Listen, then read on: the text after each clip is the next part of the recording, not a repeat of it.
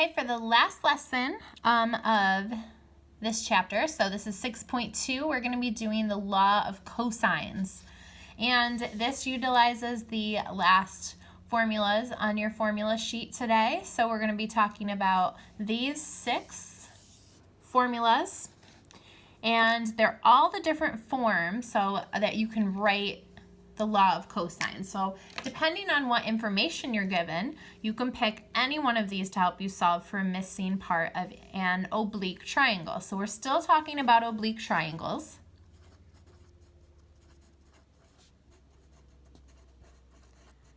And we can use the law of cosines as long as we know the 3 sides or side angle side. So 2 sides and the angle inscribed. So the law of sines, remember, we needed at least a side and its angle opposite. So this helps for the times when we don't have that information. Like side, side, side, we wouldn't know one of the angles. And if you knew side, angle, side, so side, angle, side, we wouldn't know a side opposite the angle. So these are the special cases where we cannot use the law of sines. So depending on what information we're given, we're going to pick which formula that we're going to use. Now, the standard form, there's 3 of these. These help us to solve for a missing side. So either A, B, or C, depending on which side we need to solve for. The alternate form over here, this helps us solve for a missing angle. Angle A, angle B, or angle C. So again, when we do triangles, we want to make sure we label everything because that makes it much easier to solve for what we're looking for. It also helps us set everything up and it helps us find our formula faster. So let's start with number 1. Shift this over a little bit, shift it right over there. Okay, so find the 3 angles of the triangle shown below. So here we have side, side, side. I don't know any of the angles. So what I'm going to do is decide what angle I want to solve for. I'm going to either do A, do B, or do C.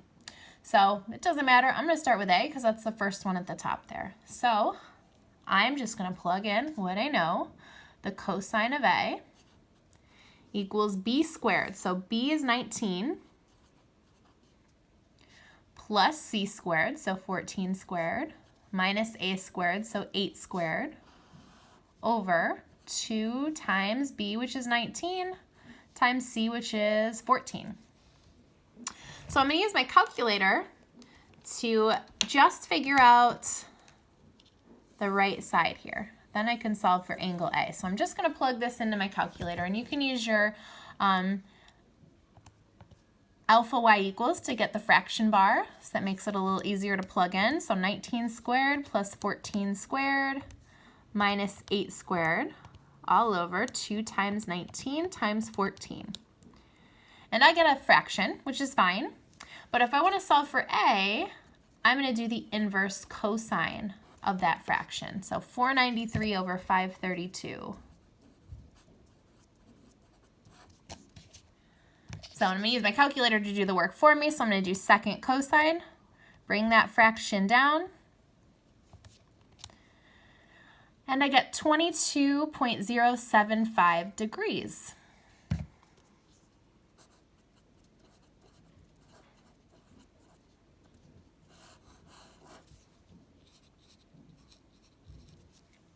Okay, so I've gotten one of my angles. So now I have a couple options. I could solve for B or C. I could use the law of cosines, or now that I have enough information, I can use the law of sines. So I'm actually going to use the law of sines just to review what we talked about in our first video. And I'm going to use the fact that I know all of A now. So I'm going to use A over the sine of A. And I'm going to solve for B. So B over the sine of B. So I'm going to plug in what I know. I know A is 8 over the sine of 22.075.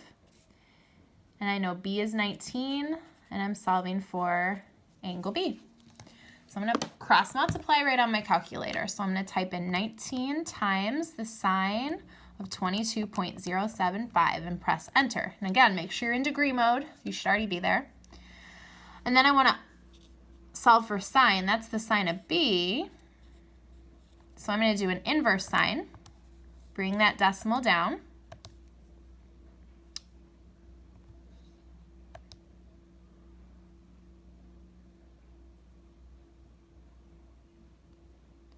Oops, and I'm not getting, what did I do wrong? I'm just going to check my work. Maybe I typed something in wrong. 19 times the sine, 22.075. Oh, I forgot to divide that by 8. Okay, divided by 8. There's what I forgot. Okay, now I'm going to do the inverse sine. I'm sure you guys saw that my mistake.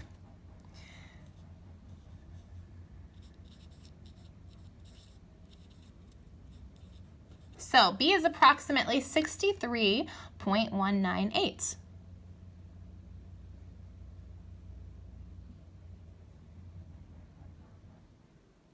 Okay. So next thing I'm going to do is I'm going to solve for the last angle. So I know, I'm going to label this now 63.198. That's a bad one. And I can just subtract those from 180. So 180 minus 63.198 minus 22.075 gives me 94.727.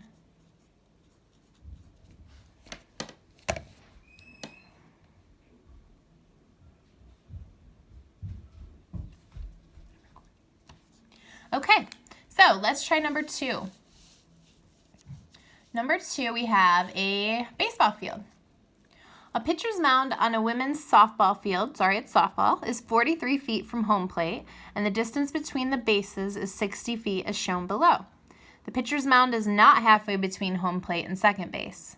How far is the pitcher's mound from first base? So everything's labeled over here, right? We've got the 43 feet here labeled. We've got the pitcher's mound. They give us this angle is 45, and they give us that this is 60.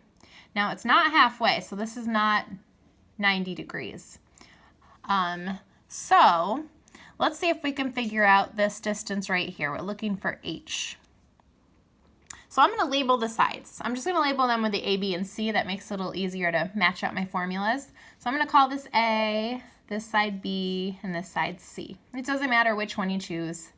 So I'm going to solve for side A. So knowing that, I'm going to use one of these side formulas, and I'm going to use the one where A is already kind of by itself. So I'm going to rewrite that down here. A squared equals B squared plus C squared minus 2BC cosine of A.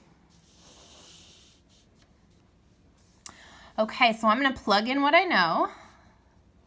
So that's equal to, let's see, B squared, which would be 43 squared, plus C squared, which is 60 squared, minus 2 times 43 times 60 cosine of A. So A is across from my H here, so that's 45 degrees. Okay, so what I'm going to do next is I'm going to type all of this in my calculator. So go ahead and you might want to pause the video and type that in.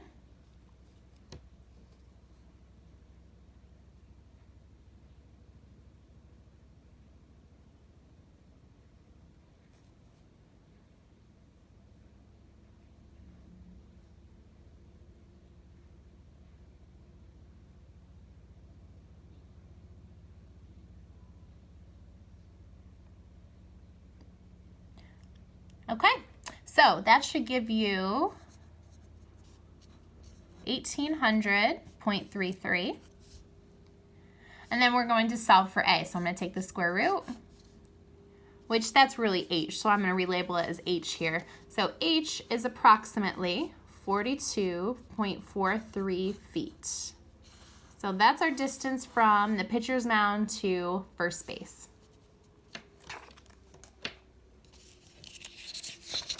Okay, let's try number 3.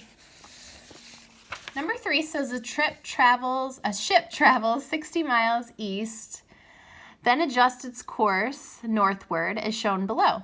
After traveling 80 miles in the new direction, the ship is 139 miles from its point of departure. Describe the bearing from point B to point C.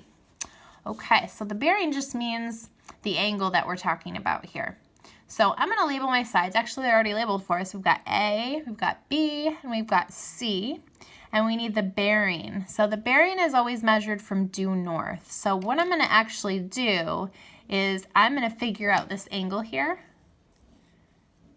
And then I can figure out the bearing after that, and we'll talk about that at the end. So really I want to find angle B. So I'm going to look at my formulas, and I'm going to look for an angle formula, and I want angle B.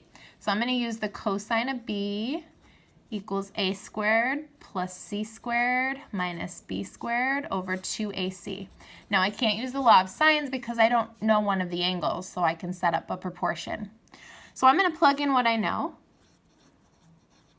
Side A is 80, side C is 60, side B is 139 over 2 times A, which is 80, times C, which is 60. So again, what you're going to want to do is solve this on your calculator, and you can use your alpha y equals to use your fraction shortcut.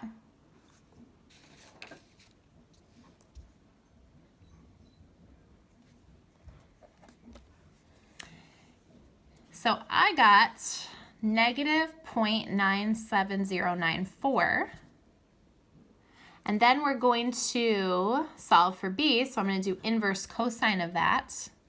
And that gives me approximately 166.15 degrees. Now that's this whole distance right here. Now a bearing, we might want to write this down, is your distance from due north.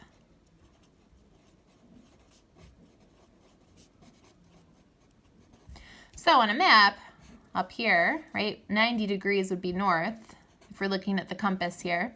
So we want to know our distance away from 90 degrees. And here's our angle right here at 166.15. So I'm going to measure this distance by just subtracting these. 166.15 minus 90. So that gives us 76.15 degrees, and we want to give it some direction. So we're going north and we're also going east. So we put the north first and the east last.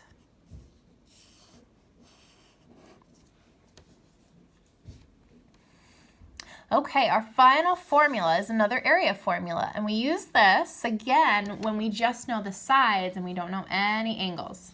This is called Heron's area formula. It's named after a Greek mathematician, and really it's just a matter of just following the directions and plugging things in.